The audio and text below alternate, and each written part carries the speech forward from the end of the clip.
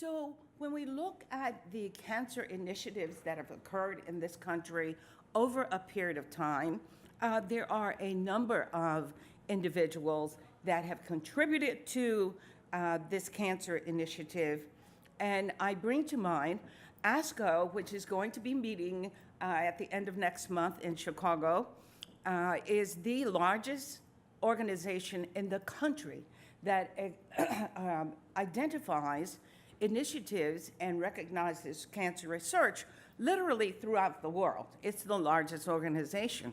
However, when it was founded in 1964, there were 7 people who came together to establish this organization. There were 6 Caucasian men and 1 African-American woman, Dr. Jane Cook Wright. And here is Dr. Wright 2 years before her death, with members of ASCO, the National Medical Association, and the Eastern Cooperative Oncology Group, where she received the Lifetime Achievement Award. She was one of the first people to identify cell cultures and the response of chemotherapy agents to cells of cancer. Great woman, and I have to tell you a little bit about her history of disparities. She later became the dean of the New York Medical School. But prior to that, her father was the first African-American physician, he was a surgeon, to be on the staff at Harlem Hospital. And her father, Dr. Wright, challenged Harlem Hospital to admit physicians to their residency programs on the basis of their abilities and not on the color of their skin. So he was the first to do that. He later became the chair of the board for the NAACP.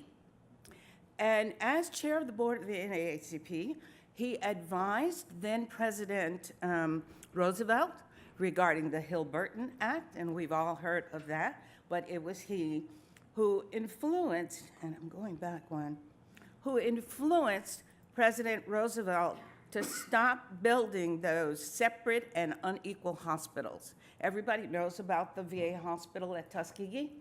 They were building multiple of these across the country. And Dr. Wright said, they're not equal. You need to put the Black patients into the same hospitals as others. Quit building these separate but unequal. And here is her father, Dr. Wright, with then First Lady Eleanor Roosevelt. So Jane Cook Wright, one of the first minority physicians, I shouldn't say one of the first, she is the first to be identified as a medical oncologist. So how about Medicare? Medicare certainly has played a role in disparities, and I think it's important that we recognize that. President Truman was the first president to address the Congress and request a medical care program for the elderly. That did not occur during his administration, but President Johnson was a protege of President Truman, and when the bill was passed by Congress, usually you see bills signed in the what? The Oval Office. But this time, President Johnson decided to fly to Kansas City, and the bill was signed in the Truman Library in Independence, Missouri. And after signing the bill, he passed President Truman and his wife, Bess, the first 2 Medicare cards. So now, Medicare, how did it affect disparities? Well, first of all, prior to Medicare, note that there were multiple hospitals throughout the country. See this one, no dogs, Negroes, or Mexicans allowed. Colored waiting room, colored waiting room. Medicare was the major force in desegregation of healthcare facilities in this country. And what many individuals did not recognize when they passed the Medicare legislation, that the Civil Rights Act had been passed a year earlier in 1964. Therefore, and it's a part of the Civil Rights Act that all other legislation must adhere to the Civil Rights Act. So within a few months, all these signs came down because no hospital, no medical entity could receive funds from Medicare unless they adhered to the Civil Rights Act. So the Secretary of Health and Human Services at that time, it was called HEW, but same organization, sent over 1,100 individuals out to the hospitals to ensure that there was adherence to the Civil Rights Act. What you had then, desegregation, removal of the signs, but also you had desegregation of the wards. Many hospitals had two arms, colored, whites only. Medical staffs were segregated. Black nurses could only take care of black patients on the black ward, and they were sometimes frequently overwhelmed. Many black doctors could not be on the staffs of hospitals when their patients were admitted to the hospital. They had to relinquish care to another physician on staff. So hospitals integrated their medical staffs, waiting rooms, floors, all of this within 4 months. And for the benefit, note that from 1961 to 68, hospitalizations for rates for whites as well as blacks rose 38% for whites and 61% for blacks. So people could get admitted to the hospital for care under Medicare, as well as other benefits of Medicare. So the gap between the white and black race, at that time, we only collected information on blacks and whites. So the difference is the gap from 30% in 1961, and that fell to 17% by 1968. So Medicare, a big contributor. I've been very interested in racial differences for a long time, and my colleague Robin Hertz and I wrote a book on this. And one of the things that we were most surprised about was the cost of care and how cancer care was paid for by third-party payers. Note that for white patients, private insurance covers 72% and Medicaid 3.5%. But for black patients, these numbers were 63% and 21% for those who were younger, aged 40 to 64. And then if you go on to those 65 and older, which the Medicare group, note that Medicare covered 68%, Medicaid less than 1%, whereas for black patients, Medicare only covered 51% and Medicaid 15%. So differences and disparities in how care is covered in this country by third-party payers. So one of the other events that we must remember is that of the National Cancer Act of signed December 23rd, 1971, by then President Nixon, that established many of the organizations that we collaborate with now. The National Cancer Institute, the National Cancer Advisory Board, the National Cancer Centers. So Dr. Gralow mentioned the Fred Hutchinson Center here, the Sidney Kimmel Cancer Center that I'm a member of at Jefferson.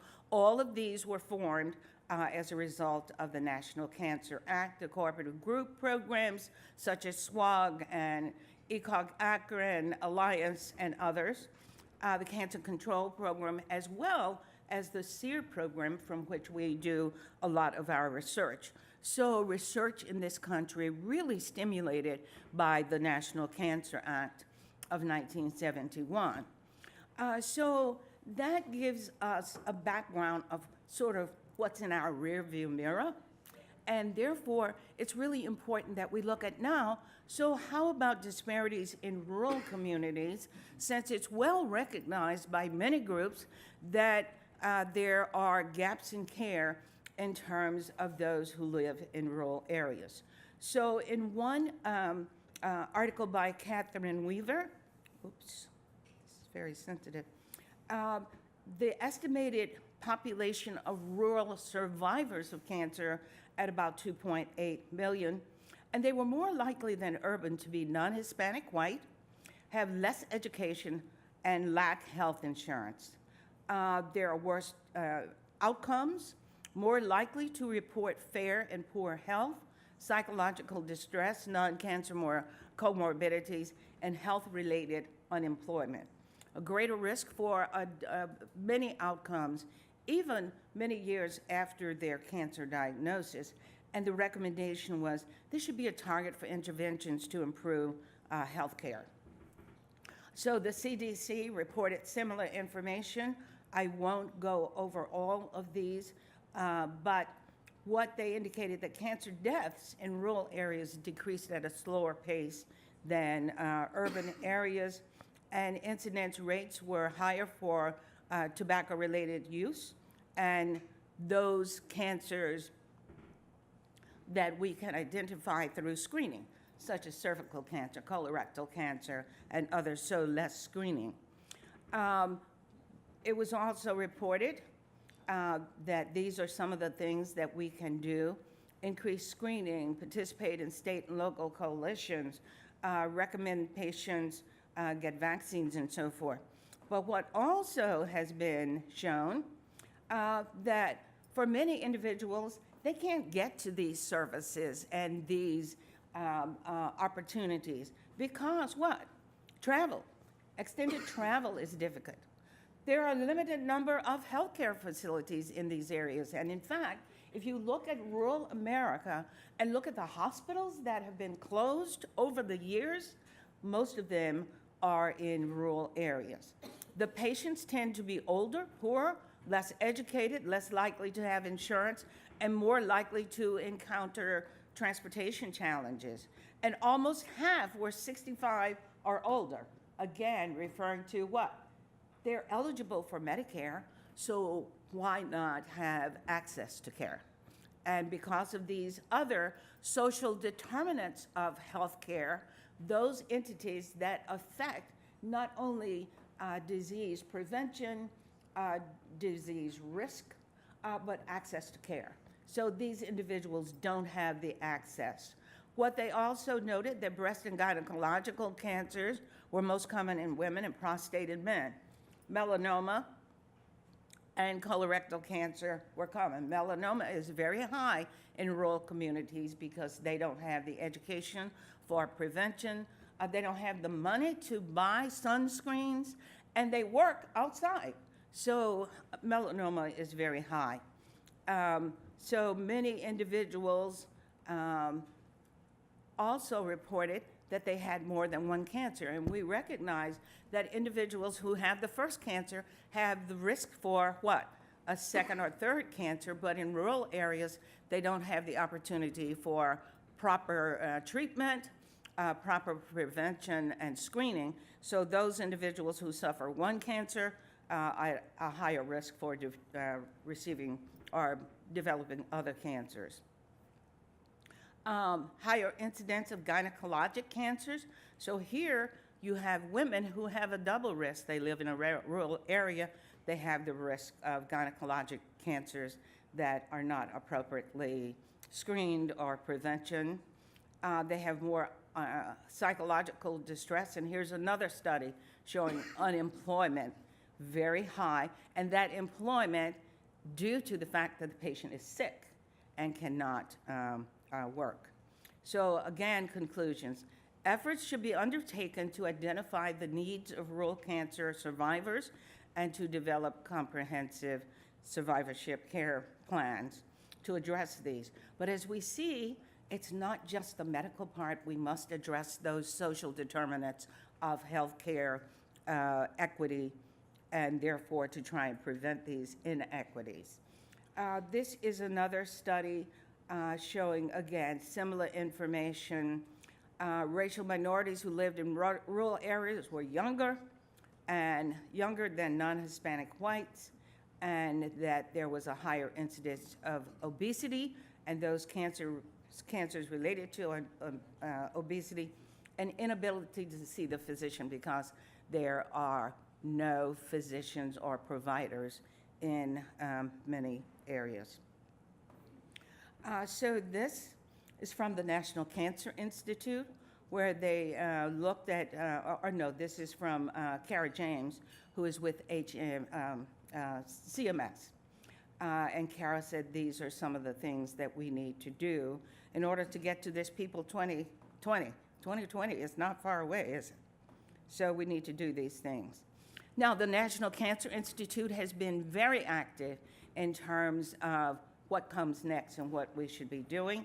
And you can tell my friend Robert Crowell, tell Dr. Crowell that we had this information from his area. He heads the NCI Division of Cancer Control and Population Science, and talking about cancer death rate, reaching out to the community, and tackling challenges.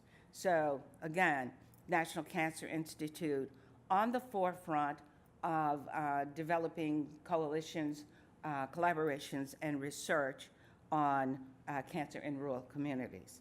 So where are we going in the future? Of course, everybody now talks about precision medicine and how we're moving through that. We have the NCI molecular analysis for therapy choice, the MATCH study. I am very privileged to be one of the co-PIs for this study, and it is evaluating whether certain drugs or combinations might be more effective with certain genomic alterations in tumor. So this trial is ongoing at this time. The All of Us program from NIH. This is a very big program. It expects to accrue over 1 million individuals. Interestingly, it is not termed a study, it's termed a program. It will start on May 7th, and you'll hear big announcements all over the country. I am also very privileged to be a part of the All of Us program. So you'll hear more about that. It's collecting information, medical information from EMRs, as well as specimen for individuals. The NCI also has this early onset malignancy initiative, and with all of the NCI programs, there is an effort to make sure that disparate populations are part of this, so rural populations as well as others, and these are the cancer sites that are a part of the early onset malignancy initiative. The Cancer Moonshot is ongoing, started in 2016 at the State of the Union address, where then President Obama said he was having this war on cancer. He wanted to move it forward. He called it the Cancer Moonshot and said, I'm putting Joe in charge, Joe being Vice President Biden. So there was, these are the goals of Moonshot: to accelerate cancer research and provision of that research initiative to individuals in the country, and that all disparities should be weaved into every section of Moonshot. So disparities, especially in rural communities, minority communities. He set, Vice President Biden set up a 28-member panel through the National Cancer Institute to develop the goals. They were developed quickly, including scientific and community outreach. So those of us on the 28-member panel had discussions throughout the country with researchers, with patients, with advocates to find out what was needed. We received over 1,600 ideas, and we got together and put all of those ideas on the table. We grouped some, and we ended up with 10 recommendations that are on the NCI website. I won't go through them. It was funded by the 21st Century Cancers or Cures Act, and this occurred in December of 2016. So 2016 was a busy year for those of us on that panel. The funding was passed, $1.8 billion dollars over 7 years, and that is ongoing now. Many times I'm asked, well, what's the status of Moonshot now? Did the current administration in Washington get rid of it? The answer is Moonshot is alive and going up. So there are programs initiated already, research programs. Disparities, a major component of the Moonshot. It was actually bipartisan support, and the way the bill is written, nobody can change it with a stroke of a pen. It will require an act of Congress to change it.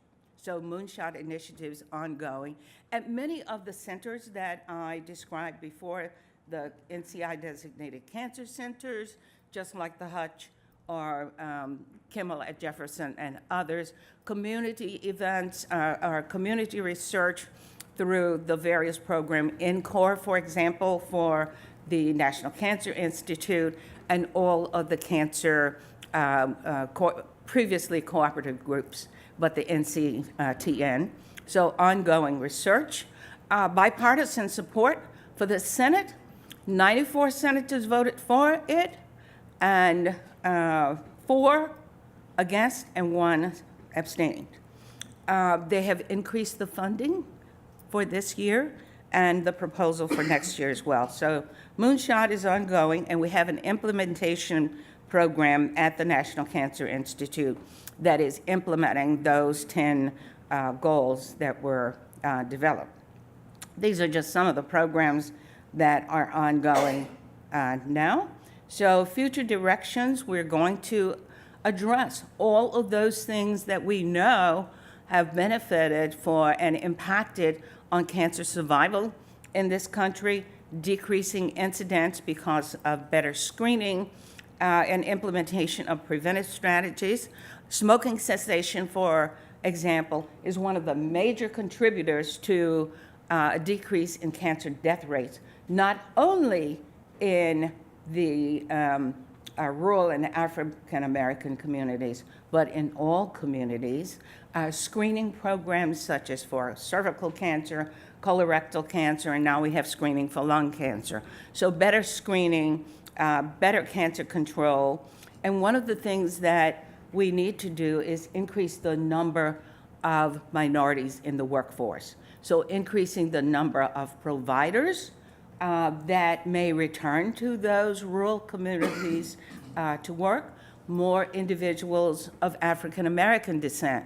Interestingly, when I was going through college and there was President Johnson's Great Society for African American physicians, there were about 3% at that time. And guess what the percentage of African American doctors in the United States is now? 3.9%. And a tremendous decrease in Black men entering the medical field. So lots of research ongoing now to determine what has happened. At the 2015 analysis from AAMC, there were fewer Black men in medical school in 2015 than there was in 1968 with President Johnson's program, which I'm very privileged to say that I was benefited by that program. But we have to do a lot of things, including making sure that these cancer control measures that we already know work are available, and that individuals in minority communities, whether that's inner city, rural, have access. Lack of access is a big problem now.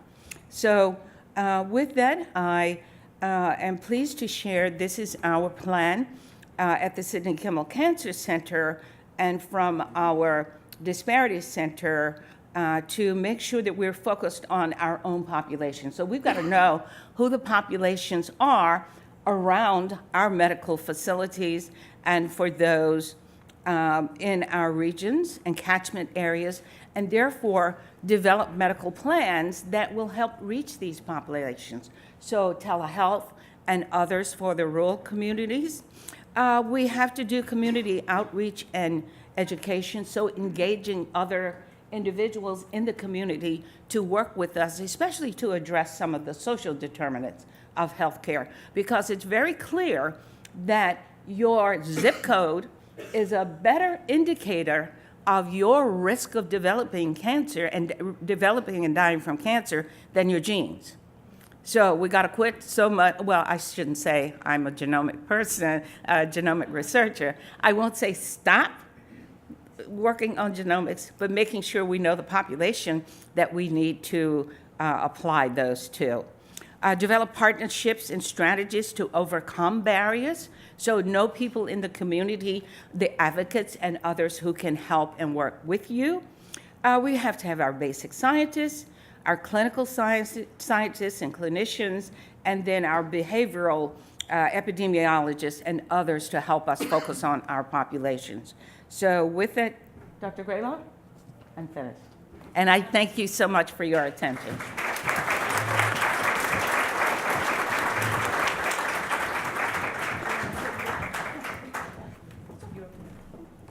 Thank you, Dr. Mitchell, for that wonderful talk, a wonderful historic tour through the Disparities movement. I think it was the philosopher George Santayana who once said, those who do not learn from history are doomed to repeat it. So as we start into this segment of talks on Summit on Cancer Disparities, it's very important for us to understand where we started. For the next part of the talk, let me introduce Dr. Robert Wynn, who's a leader from University of Illinois, who's a pulmonary and critical care specialist. He's an accomplished physician, scientist, and proponent of the bench-to-community model, and he works tirelessly to bridge the gap between basic science and community-based healthcare. His basic science research has been supported by numerous grants from National Institute of Health and VA, and he's also principal investigator on several funded NCI and NIH-funded trials. He is currently practicing in University of Illinois, and he will talk to us about the access to care issues in low-resource communities and draw from his experience delivering such care in a wide variety of settings, including global health. Dr. Wynn.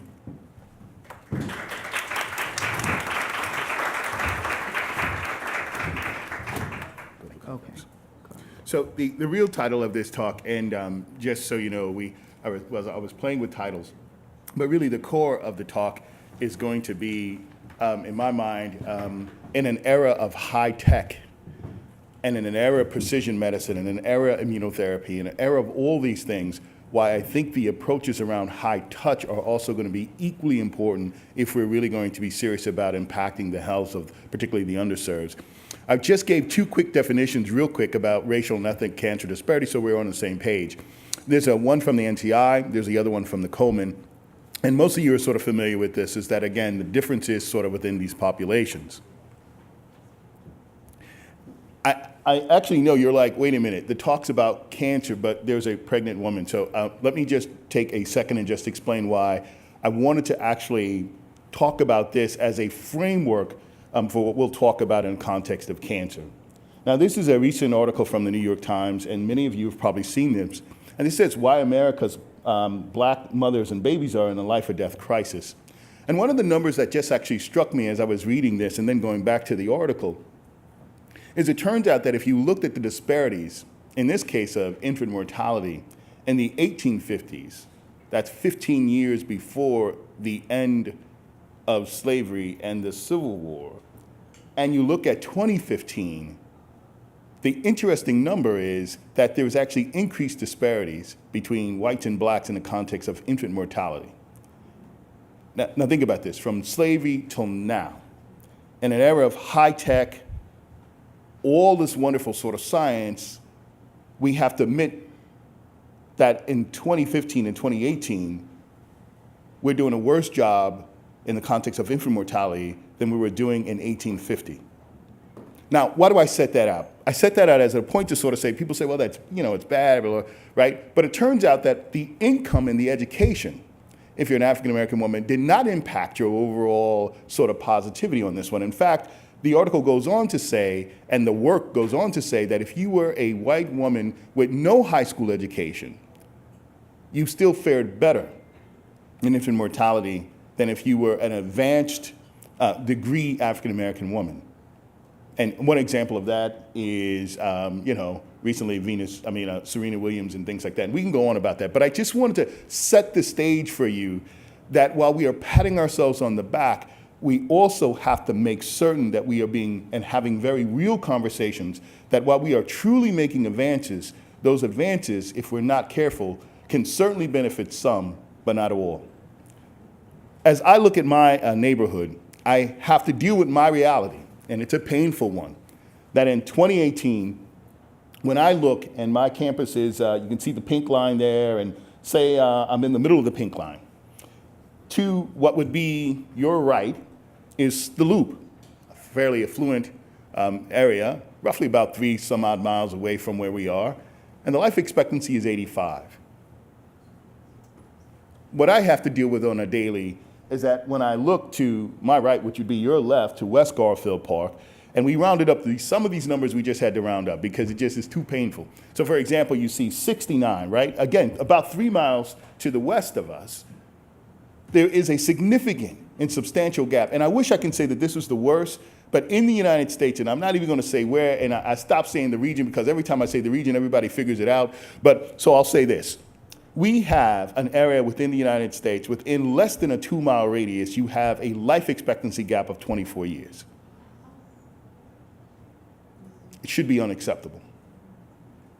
So the context is, not only do we have to think about, again, the new innovations, but like Henry Ford, probably less sexy, Carl Benz invented the car, the first combustible engine, and had the car that belonged to really those who could afford it. But like, again, the Dodge brothers and Henry Ford, this is probably not going to be such a sexy talk, even though I am a basic scientist, and God knows if loving science is wrong, I don't want to be right. But I must admit that there's some limitations to the science. And these are data supporting that there are limitations in our science. So I started thinking long and hard about how this actually happened, and I'm only going to spend 2 seconds, that many of what we see today are the sequelae of what actually happened 80 and maybe 90 years ago. One of the popular things from 80 and 90 years ago was the segregation of the races by what was called redlining. You could purchase houses in some areas, but you couldn't purchase them in others. That unfortunately has led to Chicago having a south and west side for the better part of probably 80 years of poverty in the south and west, high cancer rates in the south and west, and in fact, the sad part about this is I can do everything. Hypertension, diabetes, you name it, it's going to be on the south and west side. It's as if it's a perfect map. Think about that in the context of the structure that allowed this to now persist for the better part of 80 some odd years. Worse is that, again, and this is a slide that I borrowed from Dr. Kathy Tussis Mulligan, who actually had put this together and pointed out to me, she said, listen, when we were actually looking at where the breast cancer issues were, it's on the south and west sides of Chicago. And when we started thinking about the American College of Radiologists breast imaging centers of excellence, identified by the pink ribbons, if this is Where's Waldo, the pink does not match the pink. Interesting enough, these centers have been placed in areas where you can probably afford it, but they're not placed in the area where they're probably the most needed. In the context of, robbing banks, as one is famous, others sort of said, why do you rob banks? Because that's where the money is. I question, are we where the money is? Are we where the action is? Now, again, I told you I was going to be a little bit like Sunday, didn't I?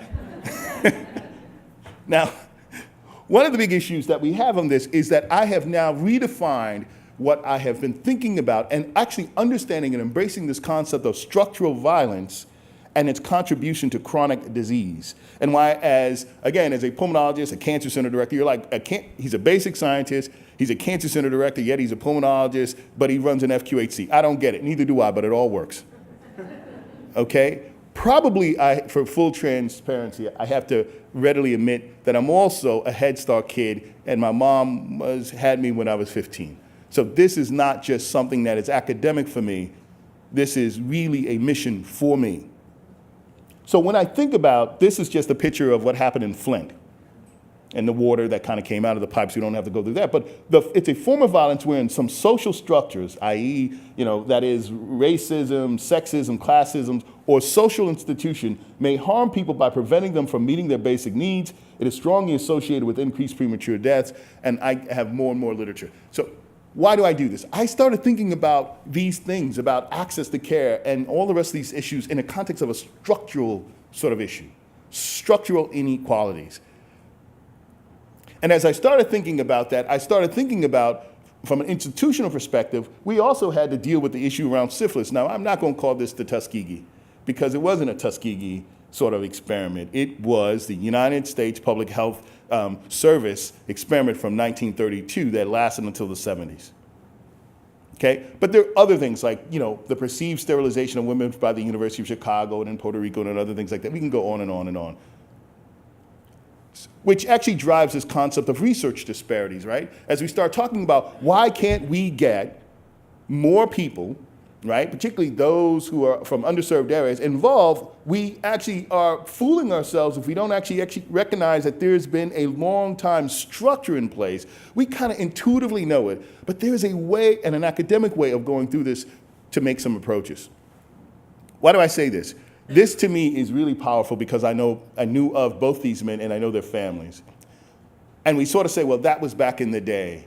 The disparities only existed back in the day. Well, this is an example of Eric Dishman, and again, I'm happy because I'm one of the principal investigators that will be for the Illinois Precision Medicine Consortium, waiting for that rollout in May. But I'm reminded that both these men had renal cell carcinoma. The one to your left would be Eric Dishman, who's now the head of the All of Us research program. He's a program director. And the one to your right is a guy that's named DJ Timbuktu, otherwise known as Timothy Francis Jones, who was a tremendous, amazing person in his own right, who, if you know anything about probably hip-hop music and all the rest of that, whether you talk about Common, and we're going to talk about the Kanye West 1.0, not this 2.0 guy, but anyways. And many of the other artists, it was clear that this guy was a driving force behind that, but their stories are very different. Eric actually says, in his quote, as someone who has personally benefited from precision medicine, meaning that they identified he had access to these things, I'm excited for the study to intersect with other fundamental changes. This is a guy who they gave up for loss. But yet, there was a system, a structure in place that allowed him to ultimately be connected to people doing precision medicine, and now, some odd years later, he is the head of the Precision Medicine Consortium. That wasn't the case for DJ Timbuktu, who died fairly early. Now, as we think about this, what are proposed approaches? Well, I'm going to start like a cancer center director, and I'm going to talk about let the catchment inform our sort of approaches. So when I looked at our catchment area with the University of Illinois, it turns out that we have 5 counties. Interesting enough, 2 of them were urban and 3 of them were rural. But the point here is that in a state, roughly about 12.7 million people, we have in our county roughly 6.1 million people within that county and within our catchment. So as we started looking at our catchment, we started actually recognizing that we had some really cool features within our catchment. For example, that it turns out that Cook County is the second most dense county in the United States after LA County. But the other thing we had that many other universities didn't have is that we co-own and operate our own federally qualified health centers.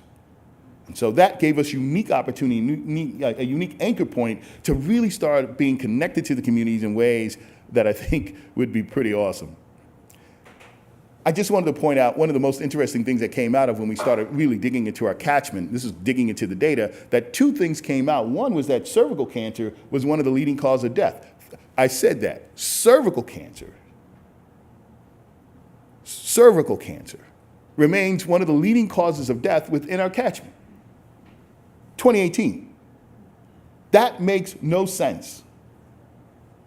Second, as we started really breaking down what were the contributing factors, it turns out that in the urban area, many of these contributing factors were structural.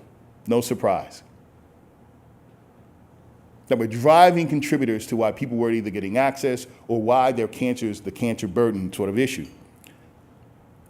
When we looked at our rural areas, it turns out that certainly there were some structural issues, but you had issues around, again, your sort of the more behavioral issues around obesity and physical inactivity and excessive alcohol and these types of deals. But interesting enough, in both the urban and the rural, in the state of Illinois, in our catchment, we have cervical cancer. That's a leading cause of cancer death. Now, in some ways, we start talking about social determinant of health, but those are very real for me because in a context of a structural violence model, right, in understanding about the structure and the consequences of the structure to chronic disease, I think that there's fertile area from an implementation science sort of perspective to better understand that. And what we've been saying is that we are trying to take academic excellence now and move it towards a model of academic relevance, meaning that we certainly will publish, we certainly will get grants, but part of this impact will be what is the impact literally on the community. Now, this is just an example of one of the houses of, in one of the areas of our catchment, one of the patients we actually had. So, what's the approach? Well, we were blessed in the concept of actually having a federally qualified health center network. Now, remember that the federally qualified health centers is a global. It comes from 1942 from efforts in South Africa from Sydney and Emily Clark to actually for the first time give the people in that context the black South Africans health, which they didn't have. As a result of that, these are my heroes, Dr. Jack Geiger and Dr. John Hatch, who took up the mantle of what he learned in South Africa and said, we need to actually do this here. And when part of the war on poverty under LBJ was the initiation of these federal qualified health centers or these community health centers, which have been around for 50 plus years and really served as the undergirding. And yet, as we think about our relationship, cancer centers' relationships to FQHC, they tend to be minimal. As we think about the relationship between NIH and HRSA, it's emerging. I think it's in its nascence. I think there is some wonderful opportunities to go high tech and high touch. Now, we have 13 of these federally qualified health centers, and I wanted to just kind of paint this out for you. We're on the south and west sides of Chicago. But the interesting thing is that as I talk to the doctors in each of those federally qualified health centers, and I talked to some of my doctors on campus about the universe of their community that they were serving, most people weren't able to tell me a doggone thing. When I went to the alderman who controls the wards, right? The alderman, your councilman or whomever, they should know the health of the area that they're taking care of. Interestingly enough, almost to the fault to everyone, they were not able to tell me the health of their community. Now, most people don't live in catchments, or at least when you're in the neighborhood in Bucktown or you're in South Shore, those people don't know that they live in a catchment. Nor do they know that they live in a community area, but they know they live in a community. And yet, in an era of precision, we have a lack of precision when it comes to measuring and understanding the community on a community level. We're talking about granulating things down to the molecular level for the individual, but yet, when it comes to our communities, we sort of say, well, we have aggregated data. This is what you look like in this state. Well, this is what you look like maybe in the whole city. But if we're looking at an individual saying we're trying to do individualized care, why are we not looking at communities and saying this is the health of your community? So we tried to do something about that. We made this bold attempt, and this is the first arm, and I'll be done quickly. I wanted to give people information. I thought it was useful. So with the help of Dr. Freeman, who I wouldn't have been able to do this with, and the School of Public Health, I sort of said, why can't I actually get information for what we have 50 wards in Chicago? So we then broke it down into each ward and said, if I can get the information on the ward, maybe I can then talk to the alderman and have different conversations with people in the community. So we went about doing that. And I don't want to bore you, I'll just go through the details. This is an example of our hospital, some of our FQHCs. These are what are called wards. So in this case, we're going to be talking about Englewood, which is on the south side of Chicago, and we're going to talk about the 20th ward. I'm going to pick on that for a second, right? That's where one of my clinics exists. Well, interesting enough, we were able to, with Alderman Cochran, be able to give them his regular demographics, of which mostly they knew. It was surprising that we actually had a map that one of the aldermen didn't have, and he said he left the room, and he said, hey, I'll be back in a minute, and you can hear him next door say, wait a minute, we have the wrong map. We should be campaigning. I was like, oh, wow, thanks, I can help. So we've been really about figuring out not just areas, but really looking at the neighborhoods. In this context, Alderman Cochran and I went over this, and this slide I just wanted to point out to you is just what we were able, the information we were able to give to him. And his first question was, he's like, Doc, let me get this right. Red is bad. And I said, yes, that's bad. He goes, well, I have a lot of red. And I said, well, you have one other thing that's actually surprising. We looked at the prostate cancer down at the bottom. Now, this is mortality. And we compared it to the country and the state. And we can say that in his ward,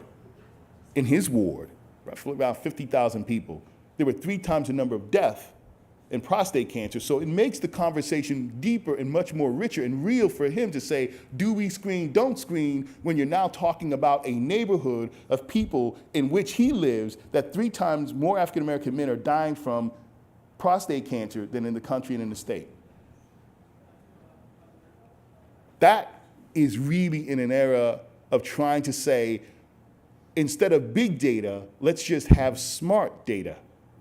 And the smart data then drives us to actually screenings and other policies and programs, because yes, we should have global, but to sit there in front of Alderman Cochran and others makes me feel not only bad, but makes them actually distrust us, like, I thought you all had the information. What are you going to do? Do we screen? Don't we screen? So I think we're in an era, it may be uncomfortable, but an era of big data that if we use smartly, we can actually have some really different outcomes. Now, the last part of this, and it really will be the last part, I swear. Church service will be out soon. We also had a humility about what it is that we were doing.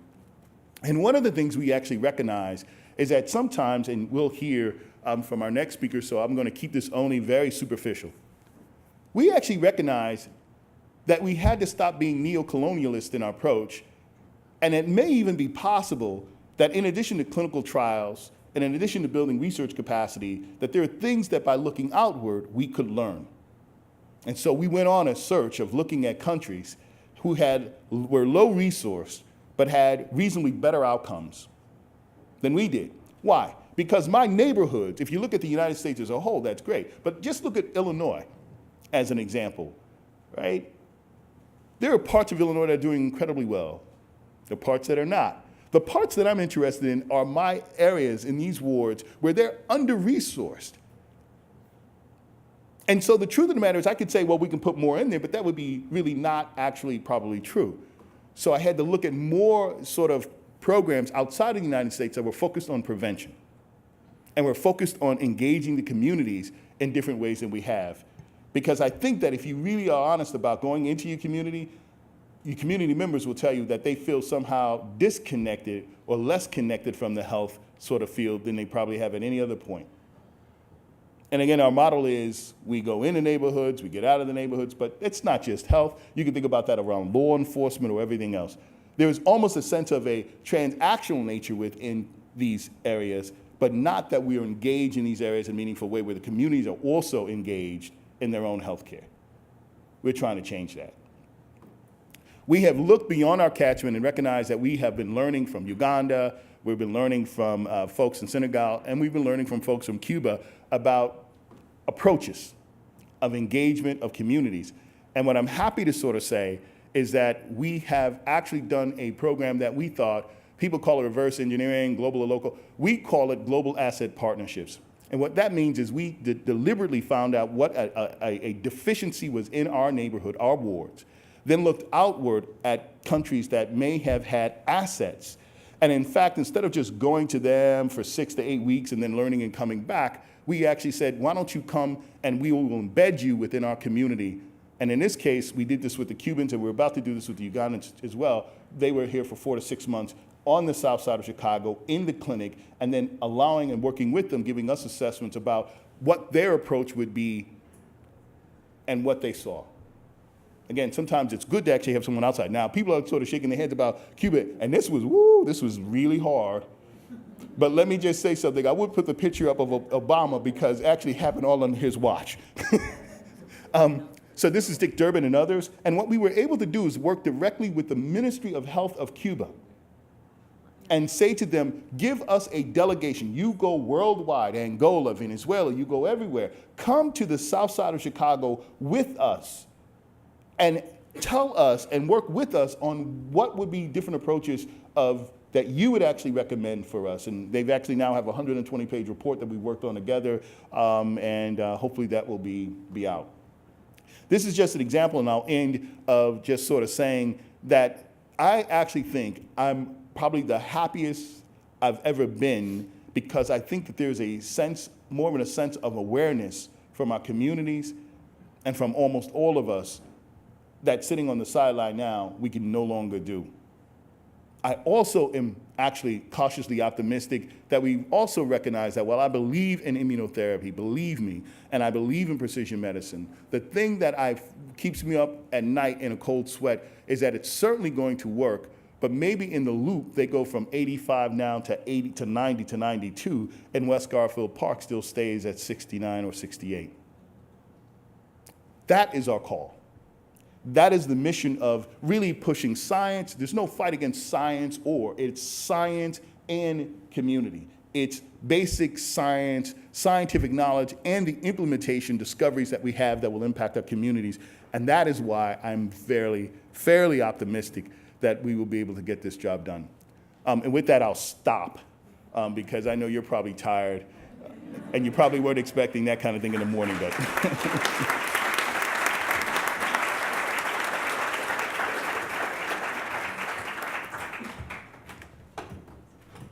Wow, what a fantastic start, both Edith and Robert, to this morning's session and to this whole conference. Real powerful messages, and I'm glad to hear that you're the happiest you've ever been, because that gives all of us a lot of hope.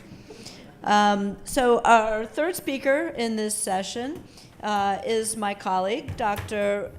Renato Martins. He's the Stephen H. Petersdorf Endowed Chair in Cancer Care at the University of Washington. He's the Associate Medical Director of Solid Tumor Adult Oncology at the Seattle Cancer Care Alliance. He's the Clinical Research Director of the Thoracic and Head and Neck Oncology Program at the SCCA, and he's a member of the Fred Hutchinson Cancer Research Center's Clinical Research Division.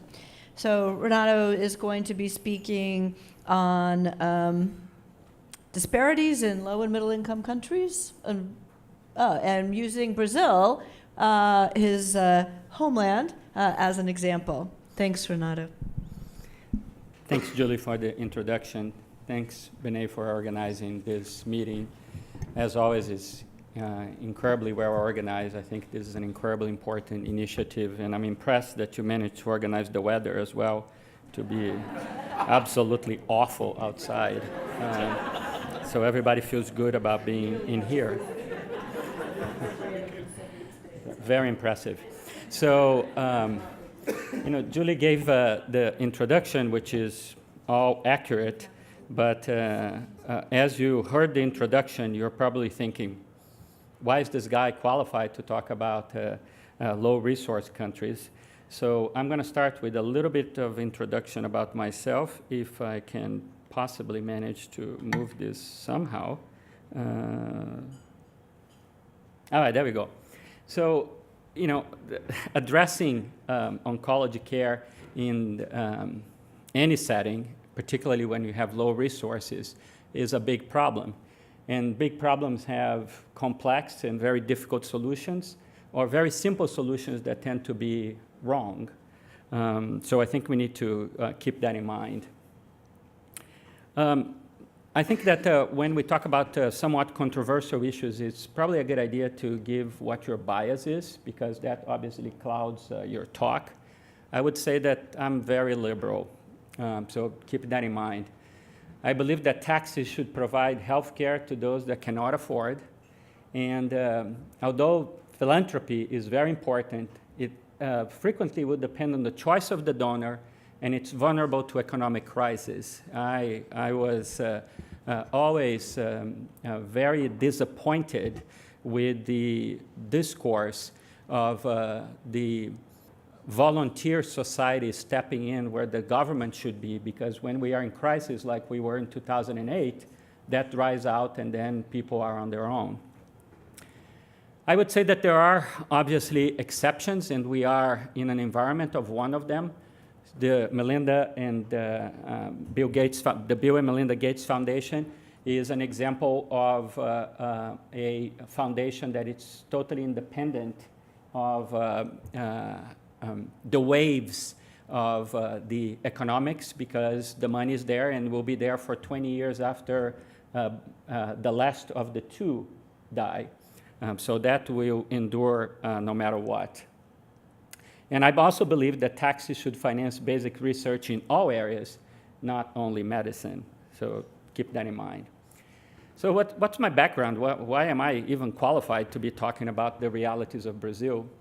I went to the medical school at the Federal University of Rio de Janeiro, which was the first university in Brazil, which was founded in 1808. And the reason it was founded in 1808 is that before 1808, universities in Brazil were not allowed. If you want to have a university type of education, you have to go back to Portugal. And that was a way of controlling knowledge. But as you may or may not know, actually the first monarch to put its feet in the New World was the King of Portugal. And that happened because Napoleon invaded Portugal. And instead of staying with his people, he jumped into a ship and moved to Brazil. Well, with the other 40 ships of all the nobility as well. And then they had to educate the nobility. There was no real plan to go back to Portugal because Napoleon had taken over, so they opened a university. The university hospital was designed in the 1970s during the military government, and back then there was this idea that the bigger, the better, and this was designed to be the biggest hospital in the world, as this was some type of badge of honor. And about half of the building was never built, and 2/3 were just a concrete skeleton, so there was nothing inside. And I don't know if you can see that well, but I put a small picture there of the 2/3 of the building being imploded finally because it became a health hazard.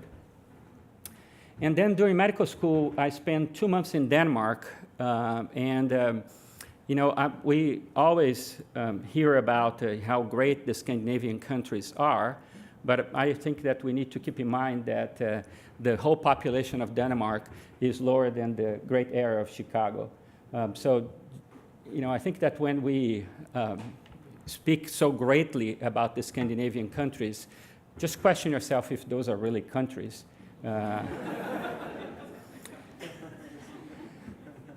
So continuing with my background, I guess this is a talk about myself. I was chief of medical oncology of the Brazilian National Cancer Institute from 1998 to 2003. We had, it still has, 5 units. The main campus, 1 unit that was entirely dedicated to breast cancer, 1 unit dedicated to GYN and sarcomas, and 1 unit dedicated to palliative care and hospice, and finally 1 unit dedicated to bone marrow transplantation. During those years, from 1998 to 2003, our average number of new cases was about 20,000. During the Liberal government, which was from 1994 to 2002, a foundation was created to pay higher salaries to physicians and also to have more flexibility in the firing and hiring of physicians as well. But in 2002, the Workers' Party was brought into power, and they had a drastic change in their approach to the National Cancer Institute. They quickly faded out the foundation and then populated the institution with people that had been hired based on a written exam, and they were all public servants, which meant that my joke was that you had to show up naked and beat up somebody to be fired. So what that led to, and this is thanks to Google Translation, is that on the most prominent newspaper in the country, there was in 2016 a whole report of how the National Cancer Institute was in big crisis and was being dismantled. So what's going on today? So this is from August of last year. They portrayed this story, and Nancy, my boss, will be horrified by this, of this 65-year-old retiree that was diagnosed with locally advanced breast cancer. And she started chemotherapy 2 months after her diagnosis and had surgery 3 months after completing chemotherapy, and then waited another 4 months for her radiation therapy.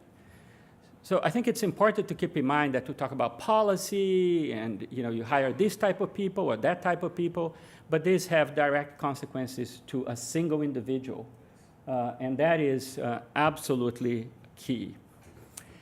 So where we are today in the healthcare in Brazil, approximately 30% of Brazilians have some type of private insurance. The rest of the population receives their care on the public sector at no cost. And I'm always careful about the no cost and free care, because it's really not free. I mean, it's being paid by everyone's taxes, so there's nothing free. In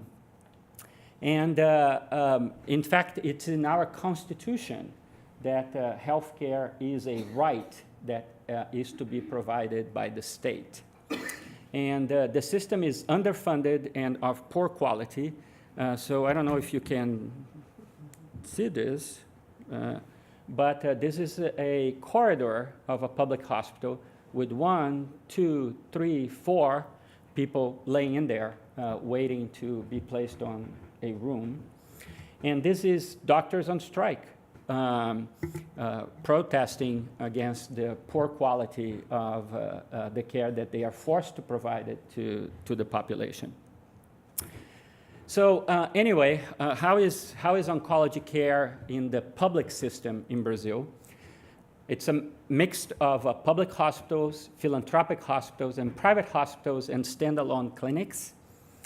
The way that the government controls cost, it doesn't tell what therapy people should deliver, but it will say how much they will pay for the treatment based on each line of therapy.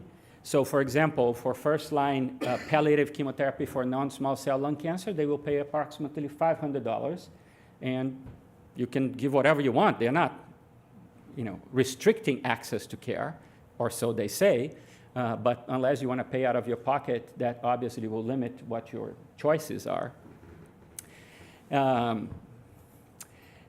But there is also an issue of disparity. So this is me in my last trip to Rio. I'm here with a friend, and this is a new private hospital in one of the wealthy areas of Rio. And you can see right behind me that there is a gym for the doctors. Right here. And Nancy, I just want to give you that idea.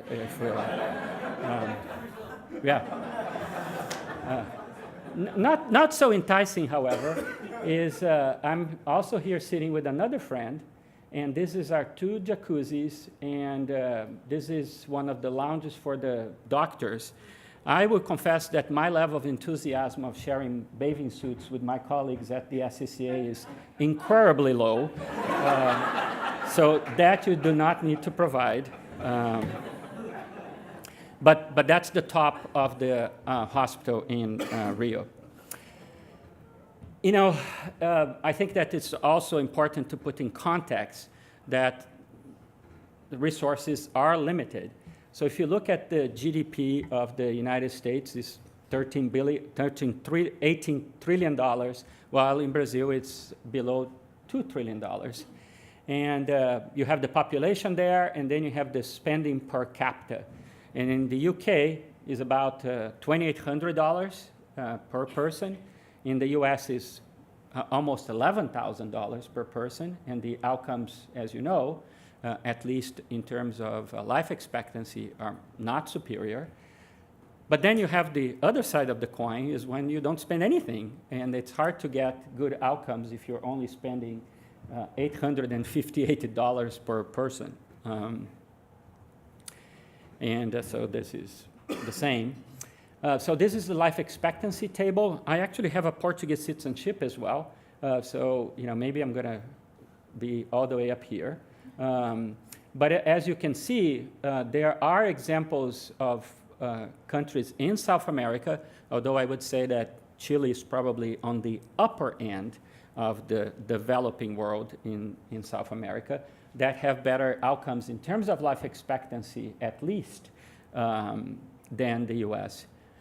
I would say, however, that taking into consideration the scary data that we saw from the area of Chicago, it is true, supported by data, that if you have access to healthcare, the outcomes of cancer in the US have no parallel, if you have access to it, which is a whole separate problem.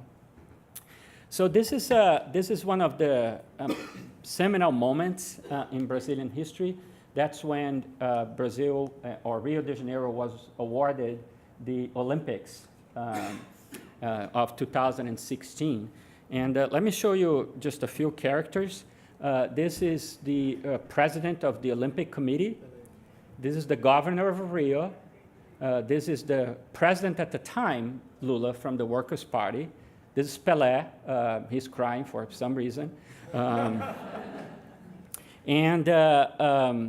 This is the president of the Olympic Committee being arrested last year for corruption. They actually found approximately $400,000 in different currencies at his house, which is quite fascinating.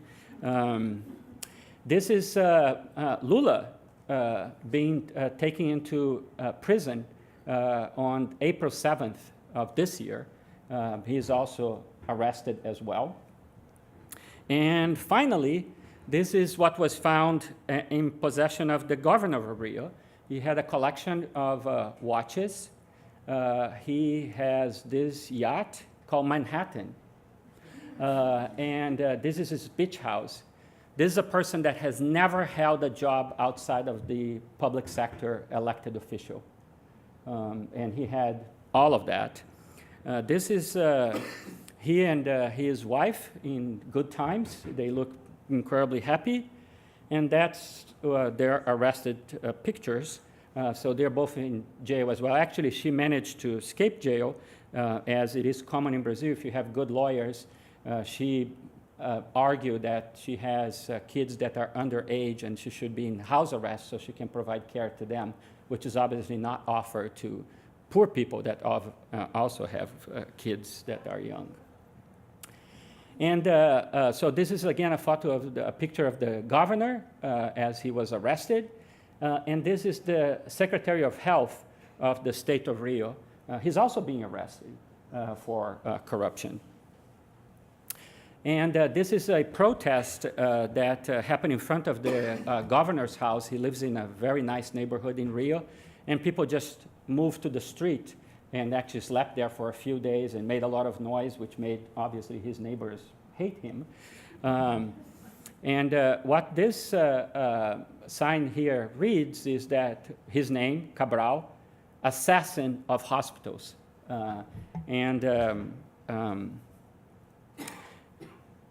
That's what this comes down to. Yes, it's a low-resource country, but even with those low resources, with this amount of corruption, there is no way you can accomplish anything. So that being the case, what do? We just kind of cry and kind of go away? No, I'm trying to end on a slightly upbeat note. And we have weak democratic institutions, right? I mean, we just came out of military government less than 30 years ago. And we have an amazing amount of corruption. You know, don't get me wrong, there is a lot of corruption in the US as well. The difference there is that apparently in Brazil there is no shame whatsoever. You will steal and buy a beach house and thinks that everything will be fine. Doctors, unfortunately, have to split their time between the public sector and the private sector because in the public sector it's absolutely impossible to make a living, and that puts a huge strain into the system. Political changes. I think I gave an example of the Brazilian NCI going in a very positive direction, and as the politics change, going in the absolute opposite direction. And there is obviously a lack of technical know-how, particularly in the area of quality. You know, doctors in Brazil, they know what's the best treatment for A, B, and C. That access to knowledge is well known. Understanding how to provide good quality care is a different issue. And overall, there is a very poor quality of the system. So what do we do to address that? You know, from a country standpoint, you just have to improve education. You know, when people have education, they are empowered, and they get outraged by this degree of corruption. Have to have a strong judiciary. Who would think that all those 3 people celebrating the choice of Rio for the Olympics would end up in jail, including the former president? The salaries have to be compatible with the effort that is being put on the job. And without that, then it's all window dressing, because you really will not be able to implement change. In my opinion, institutions must be at least in part funded outside the government. You know, if you are establishing partnerships that are entirely based on the government, then that's a very risky enterprise. I think that international partnerships are super important, and I believe that the best model is to focus on a very limited number of institutions that you can showcase what is possible, and then hopefully that will be spread throughout the country. And obviously, we are here and have to speak about the fantastic work that the Binaytara Foundation does in focusing specific areas to improve care. And obviously, I represent the Fred Hutch here as well, and we have a collaboration with Uganda as well that started in 2004. Julie has been there a few times. And so our specialists do visit Uganda. And we also welcome physicians from the Uganda Cancer Institute at our institution. We have, I think, weekly disease-specific case discussions with them. And the Uganda Cancer Institute and the Fred Hutch just completed their partnership on a 25,000 square foot facility opened in 2015. And the goal is to care for 20,000 patients a year. And that includes research laboratories, molecular diagnostics, and tissue repository. And I would say from a Brazil standpoint, there is always hope. And if there is no hope, there is soccer. So.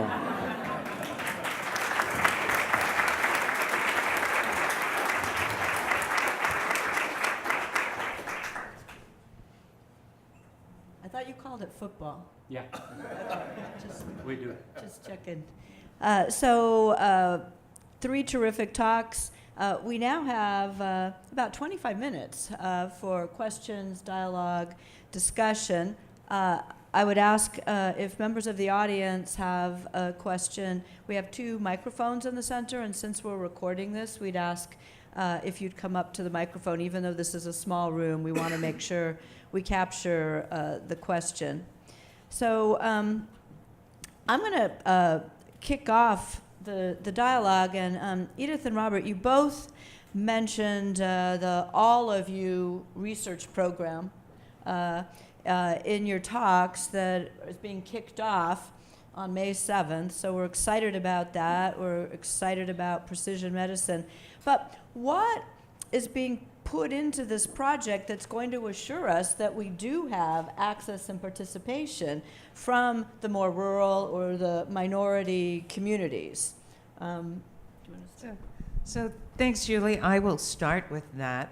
So the All of Us program is sponsored by the National Institutes of Health, NIH, and for a year they have designed educational programs. So these educational programs are with collaborators. I am a part of the National Medical Association's program, and the National Medical Association is the largest group of African American doctors in the world.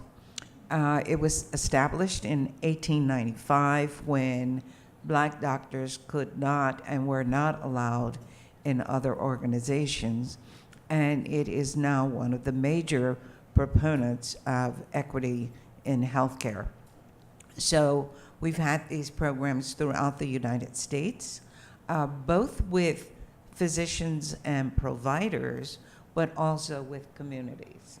And as the program has been established, it's really called participation, in that individuals who agree to participate in the program will have access to their own data. They will be able to use that data in terms of their own physician. So the idea is to find the risk of individuals, and it's called All of Us. And the idea is that we want a good picture of the risk of the United States. So therefore, it will be very important to have individuals from many areas participating. Patients will have access to their own data, their physicians will have access to the data, and therefore, it could be a really great initiative in terms of prevention of disease. And that is, if there are some genomic characteristics that can be grouped, that will be very interesting. And it will give the individual that control of their own data, of their own information, with the idea that it is going to improve prevention programs, improve access, and improve contact with each other. For example, if there's a breast cancer patient with unique characteristics, that could be accessed in many different ways, so that we are working together in unison to, one, improve disease characteristics and disease treatment, but also to improve prevention programs. Mm-hmm. Thanks. How are you going to get it out to all your wards and your catchment area? Yeah, I think that they have done a couple really clever things. One is they made it regional. And so you have East, West, in the South, West Coast. But the other neat thing they did was that they involved federally qualified health centers right from the very beginning. And sort of the incorporation of and the understanding that communities really needed to be involved in these federally qualified health centers was a really big, I think, boon, like Jackson in Florida and other places. The third thing that I think they helped with was that they made the marching orders to say, we need to go out for those who are underrepresented in biomedical research and overrepresent.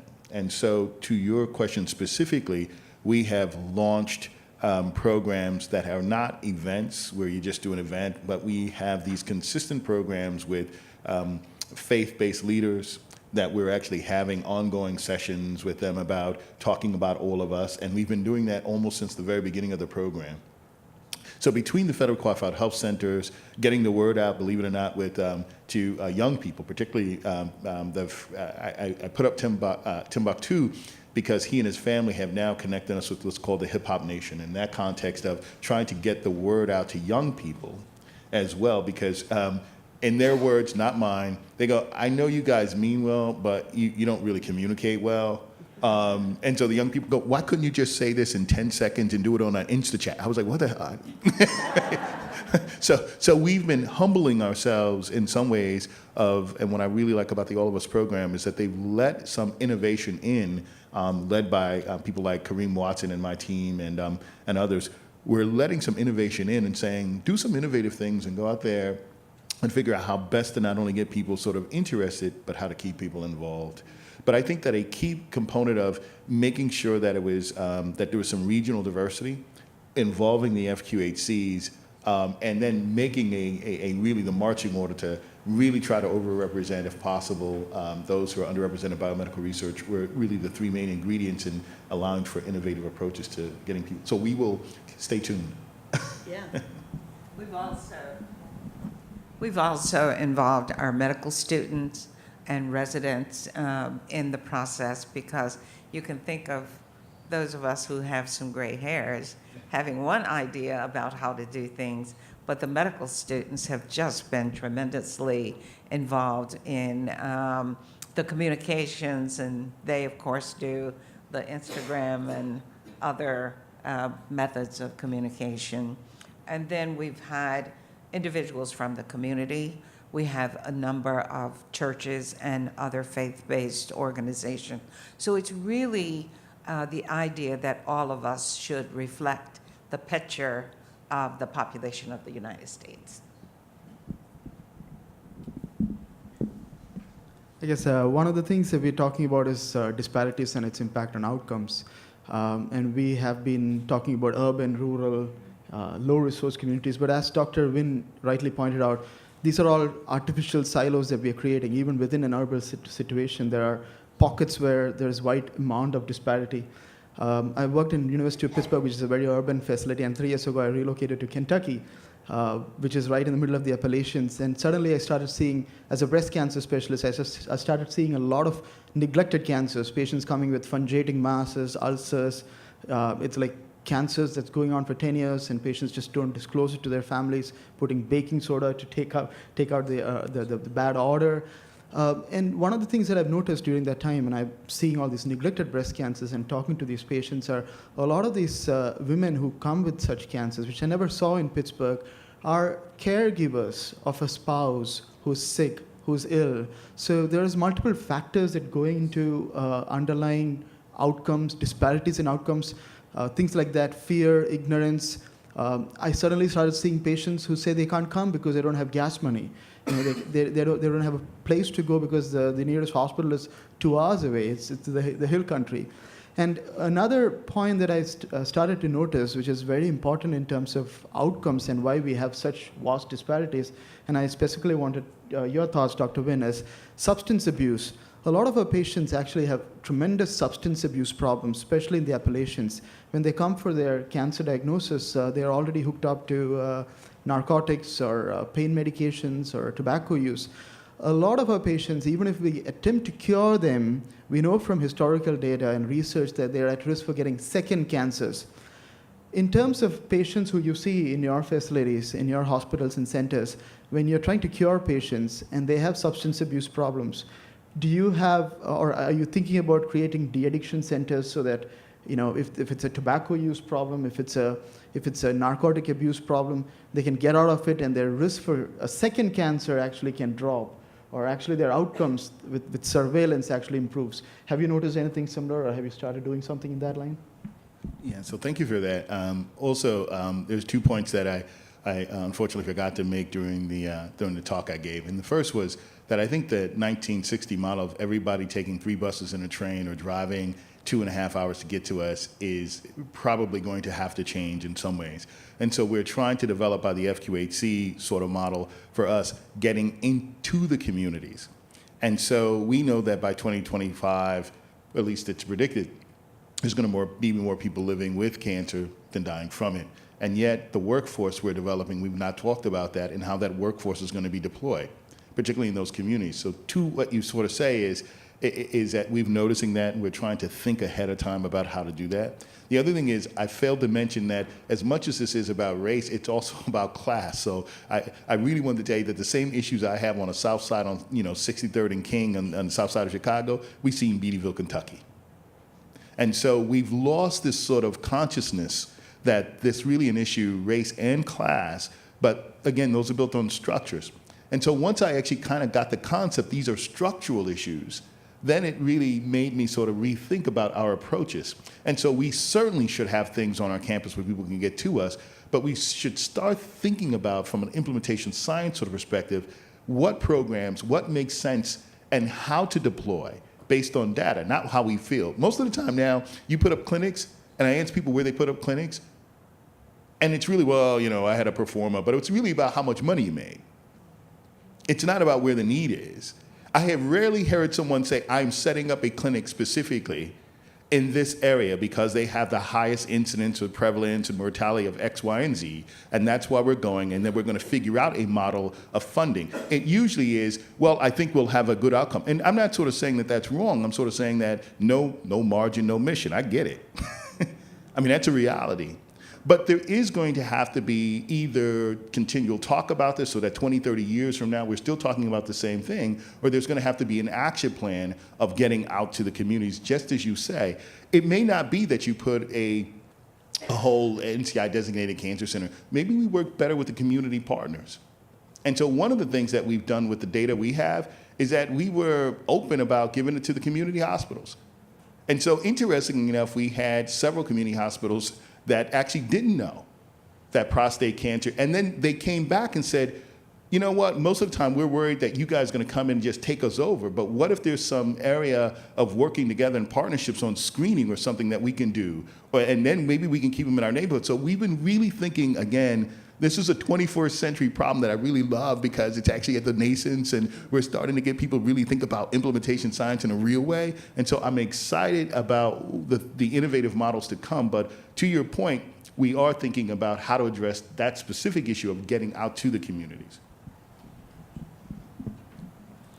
So the culture is really a big component of the social determinants of health. And each community is different.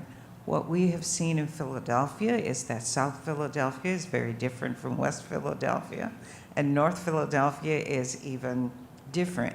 So what we did there was to work with the providers in those communities and getting the information of the providers. What are the issues in your community? You work there, you know the patients, and starting with that. So we were able to develop some programs with the physicians. For example, in colon cancer screening, we ask what are the issues, why not more colon cancer screening and more treatment.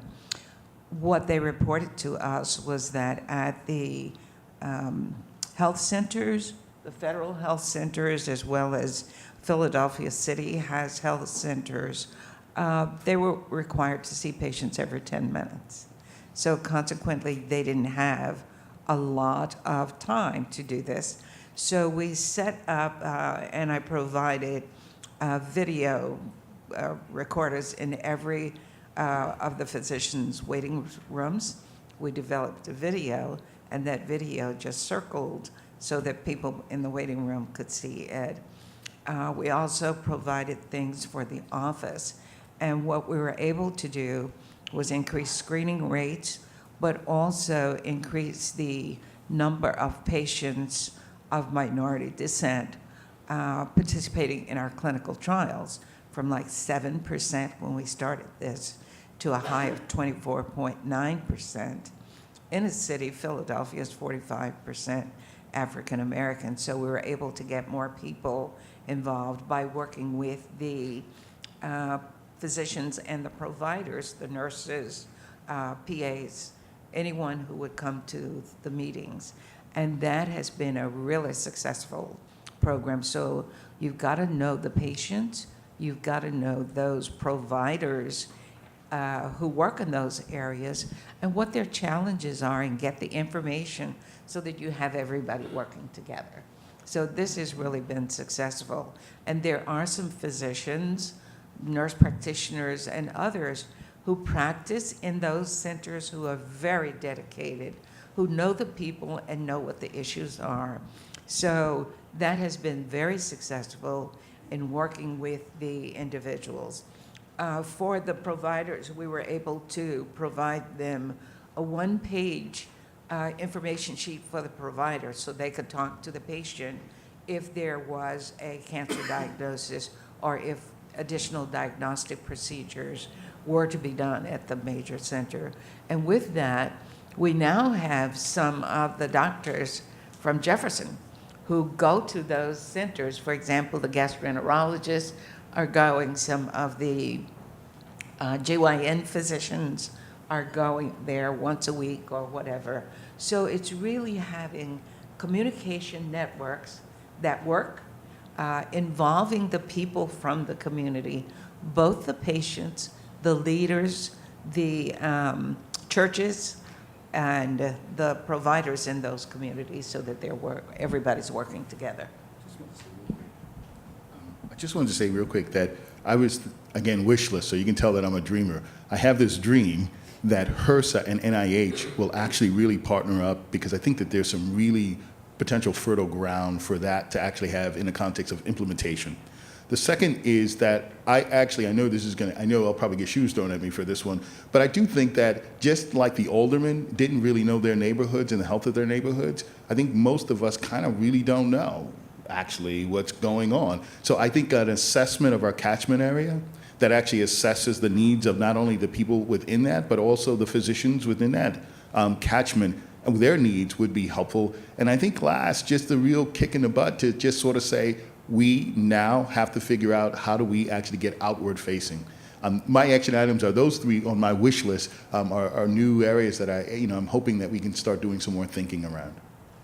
We have a question back here. Yeah, hi, my name is Mitchell Garrison. I'm from Wenatchee, Washington, which is a few hours east of here. And I just wanted to comment on the discussion about rural medicine and medical oncology and rural medicine, although I think there's a lot of analogies here to urban medicine and the developing world too.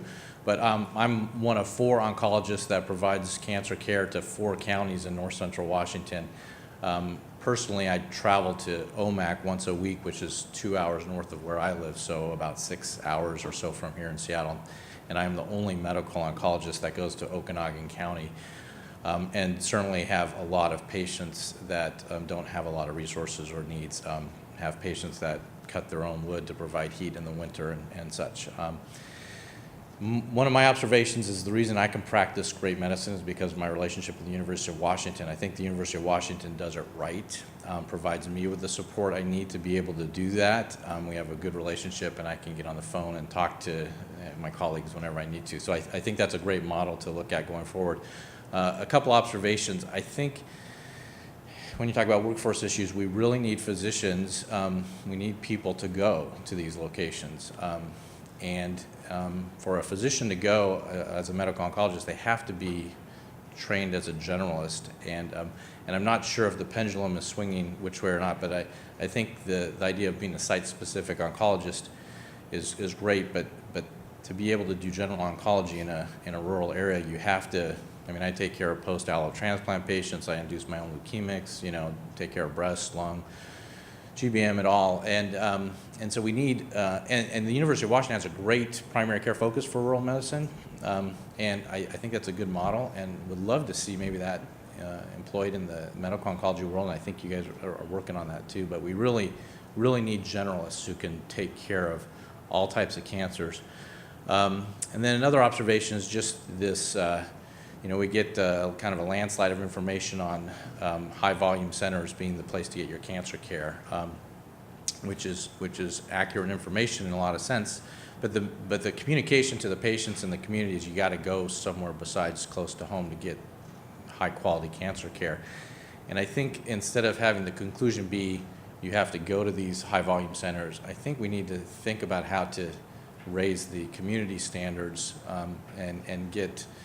And again, I think SCCA does a great job with us doing that, but get education resources, even surgical outreach, things like that, which is a little bit we haven't done yet, to raise the care so that people don't have to travel 6 to 8 hours or wherever to get. So just a couple observations. So I'll make a comment. I know Renato does, and then Edith. So first of all, thanks for all the great care that you give our population in Eastern Washington. I'm wondering if one of our professional societies like ASCO might choose this as a topic for further investigation over the next couple of years. We have Nancy Davidson, one of our former ASCO presidents, but the ASCO presidents can actually name a task force or two And short of a task force, there are other opportunities to investigate this. Right now, there's a big focus, and I chair a task force on academic global oncology training and as a career pathway. So that's this year's. It'll expire in December. Maybe, to tie into the global piece, we broaden the disparities piece to be how do we better help the disparities in our own country. And I do think ASCO might be a good place to look at this. So thanks for bringing that up, and we'll try to get that on the agenda. I know Renato wanted to comment next. Yeah, so for those that don't know, the University of Washington provides a system of direct contact with the physicians from our community, and that obviously applies for cancer care as well. I would say from a personal standpoint, one of the most rewarding interactions I have is when oncologists in the community will call us and discuss a case. I wish I got more feedback of the stupid opinion I gave later, because I give the opinion and hopefully it was fine.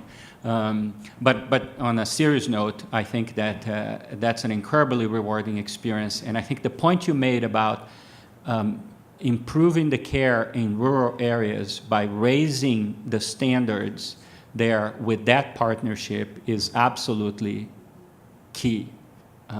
Yes, it is not realistic to hope that someone that is heating their house with cutting wood will jump in a car and drive 3 hours, 4 hours, 5 hours to receive care at the Seattle Cancer Care Alliance.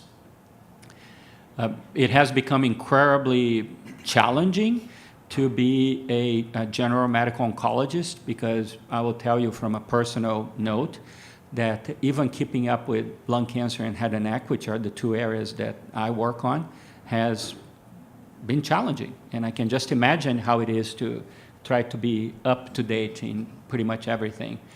So I think that those partnerships are really important. Oh, I would agree that the partnerships are very important, but we do have a number of programs throughout the United States that can assist in the cancer care in rural communities.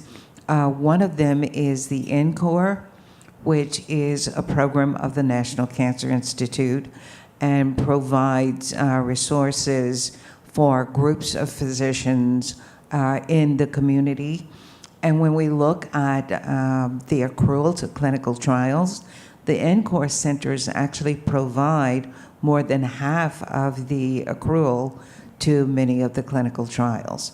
So that's an important way of providing clinical trials to the community.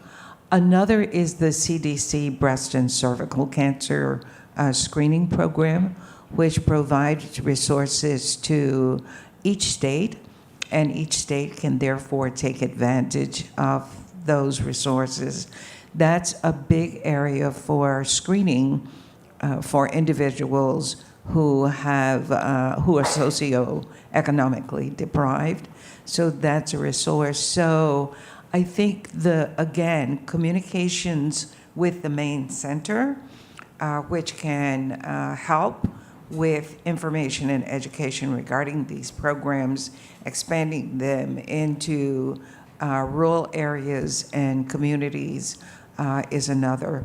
So thank you for your work in the counties where you practice. And I would say let's begin with an NCORE so that we can get information to those areas and access to clinical trials. We're going to take one last question before the break. Yeah, so I am Dinesh from India. I'm Chair International Affairs Committee, ASCO.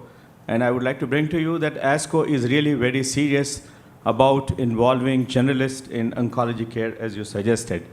And in fact, I had a full presentation last year in an education session on how we can empower generalists in oncology. I have done a model myself and doing care in 125 districts of India, which covers about 210 million population. And that's a model where we have involved a generalist and 2 nurses from a care and a 24/7 backup is provided to them. So that's a model which is evolving in the country with 4 states, 125 districts, it's a huge area, and now expanding to other states. So I'll be really happy to discuss this model with you during lunch, but the idea is ASCO is definitely looking for new models, and if any one of you have any suggestions, we'll be really happy to take it over. Thank you. If you have something quick, yep.